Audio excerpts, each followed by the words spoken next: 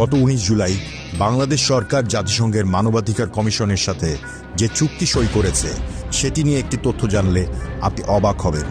বিশ্বের মাত্র ১৮টি দেশে এই অফিস রয়েছে, আর এর মধ্যে ভারত নেই। কেন নেই?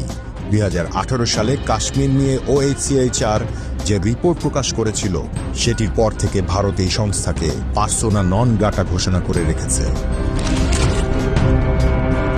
২০১৭ সাল থেকে এই অফিসের একজন কর্মকর্তাও ভারতে পা রাখতে পারেননি। এখন প্রশ্ন হচ্ছে, যেই সংস্থাকে ভারত নিজের দেশে ঢুকতে দেয় না সেই সংস্থা বাংলাদেশে অফিস খুলল, এর মানে কি? আর সবচেয়ে ভয়ঙ্কর বিষয় হচ্ছে, জাতিসংঘের নিয়ম অনুযায়ী এই অফিস শুধু বাংলাদেশের নয়, প্রতিবেশী দেশগুলোর মানবাধিকার পরিস্থিতিও পর্যবেক্ষণ করতে পারে। মানে ভারত যে সংস্থাকে তাদের দেশে ঢুকতে দেয়নি সেই সংস্থা এখন ভারতের উপর নজরদারি করবে বাংলাদেশে বসে। ৩ বছরের জন্য এই অফিস খোলার সিদ্ধান্তে একদিকে যেমন রয়েছে স্বাগত জানানোর কণ্ঠস্বর, কিন্তু আসল প্রশ্ন হচ্ছে, এই অফিস আমাদের জন্য কল্যাণকর নাকি ক্ষতিকর? জাতিসংঘের মানবাধিকার ব্যবস্থার কাঠামোগুলো বুঝতে হলে দুটি প্রধান সংস্থার কথা জানতে হবে। একটি হচ্ছে হিউম্যান রাইটস কাউন্সিল UNHRC, যেখানে ভারত, বাংলাদেশ, চীন সহ মোট ৪৭টি সদস্য দেশ নীতি নির্ধারকের ভূমিকা পালন করছে। আর অন্যটি হচ্ছে office of the high commissioner of human rights OHCHR, যারা মাঠ পর্যায়ে তথ্য সংগ্রহ করে রিপোর্ট তৈরি করে। বর্তমানে বিশ্বের 18টি দেশে এই OHCHR এর অফিস রয়েছে। এর মধ্যে সুদান, ইয়েমেন, গাজা, তিউনিশিয়ার মতো মুসলিম দেশগুলোর অভিজ্ঞতা দেখলেই বোঝা যায় এই অফিস আসলে কি ধরনের ভূমিকা পালন করে। সুদানের ঘটনাটি বিশেষভাবে উল্লেখযোগ্য। ২০২০ সালে OHCHR এর অফিস চালু হওয়ার পর দেশটিতে প্যারামিলিটারি ফোর্স এবং সরকারি বাহিনীর মধ্যে যখন তুমুল সংঘর্ষ শুরু হয়, তখন প্যারামিলিটারি গ্রুপ নন আরব জনগোষ্ঠীর বিরুদ্ধে গণহত্যা চালায়। OHCHR এর রিপোর্টের কারণেই বিশ্ববাসী এই ভয়াবহতা সম্পর্কে অবগত হয় এবং সুদানি সেনাবাহিনী পরিস্থিতি নিয়ন্ত্রণে আনতে সক্ষম হয়। ইয়েমেনে ২০১২ সাল থেকে কাজ করা OHCHR যখন ২০১৪ সালে হুতিদের রাজধানী দখলের পর সৌদি আমিরাতি যৌথ হামলায় প্রায় ১০,০০০ সাধারণ মানুষের মৃত্যুর তথ্য নথিভুক্ত করে, তখন আন্তর্জাতিক চাপে সৌদি আরব হামলার তীব্রতা কমাতে বাধ্য হয়।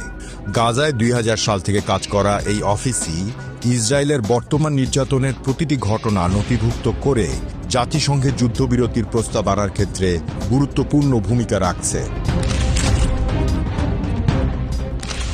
ভারতের ক্ষেত্রে চিত্রটি সম্পূর্ণ ভিন্ন। ভারতে জাতিসংঘের WHO, UNHCR, ইউনিসেফের মতো অনেক সংস্থার অফিস রয়েছে, কিন্তু একটি মাত্র অফিস নেই, সেটি হচ্ছে OHCHR। এর কারণটা খুবই স্পষ্ট।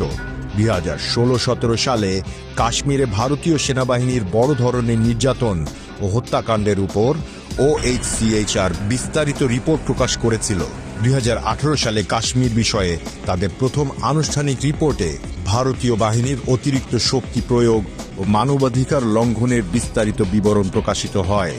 সেই থেকেই ভারত OHCHR-কে তাদের শত্রু হিসেবে চিহ্নিত করেছে এবং ২০১৭ সালের পর থেকে এই অফিসের কোনো কর্মকর্তাকে ভারতে ভিজিট করতে দেয়নি। এখানেই শেষ নয়। UN ন্যাশনাল অ্যাসেম্বলি রেজলিউশন 48/148/1993 অনুযায়ী যেই দেশে OHCHR এর অফিস থাকে সেই দেশের প্রতিবেশী দেশগুলোর মানবাধিকার পরিস্থিতির ওপরও নজরদারি করতে পারে এই অফিস। বাংলাদেশে অফিস হওয়া মানেই ভারত ও মিয়ানমার এই দুই প্রতিবেশী দেশের উপর নিয়মিত পর্যবেক্ষণ করতে পারবে এই অফিস। উত্তর পূর্ব ভারতে খ্রিস্টান সম্প্রদায়ের উপর নির্যাতন, ভারতের অন্যান্য স্থানে মুসলিমদের উপর নির্যাতন, আমাদের পার্বত্য চট্টগ্রামে অস্ত্র চোরাচালানের মাধ্যমে অশান্তির সৃষ্টি, এসব বিষয়ে এখন আর গোপনীয়তা রক্ষা করা সম্ভব হবে না। সবচেয়ে বড় কথা, 10 লক্ষেরও বেশি রোহিঙ্গা শরণার্থীর ওপর নিয়মিত রিপোর্টের ফলে রোহিঙ্গা ইস্যু কখনোই মৃত হবে না এবং ভারতের আরাকানে $500 মিলিয়ন প্রকল্প ব্যাহত হতে পারে। বাংলাদেশের সাধারণ মানুষের জন্য এই অফিসের গুরুত্ব অপরিসীম। রাষ্ট্রীয় নির্যাতন থেকে সুরক্ষা, আন্তর্জাতিক দায়বদ্ধতা, গুম খুন নির্যাতনের দায় মুক্তির অবসান, এসব ক্ষেত্রে এই অফিস অগ্রণী ভূমিকা পালন করবে। আওয়ামী লীগের আমলে যেরকম ব্যাপক মানবাধিকার লঙ্ঘন হয়েছিল, সেরকম ঘটনার পুনরাবৃত্তি এখন আর সহজ হবে না।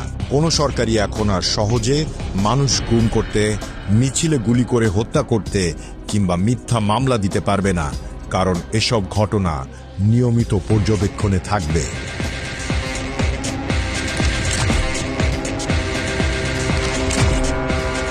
ভারত এখন সর্বশক্তি দিয়ে চেষ্টা করছে এই অফিসের কার্যক্রম বন্ধ করতে। তাদের কৌশল হচ্ছে গণবিরোধিতা সৃষ্টি করে সাধারণ মানুষকে এই অফিসের বিরুদ্ধে দাঁড়া করানো। কিন্তু আমাদের বুঝতে হবে যে এই অফিস আমাদের সার্বভৌমত্ব এবং মানবাধিকারের জন্য উপকারী, কিন্তু রাষ্ট্রীয় নির্যাতন থেকে বাঁচার জন্য এই অফিস অপরিহার্য। ইতিহাস সাক্ষী যে ভারত কখনোই আমাদের কল্যাণ চায় না।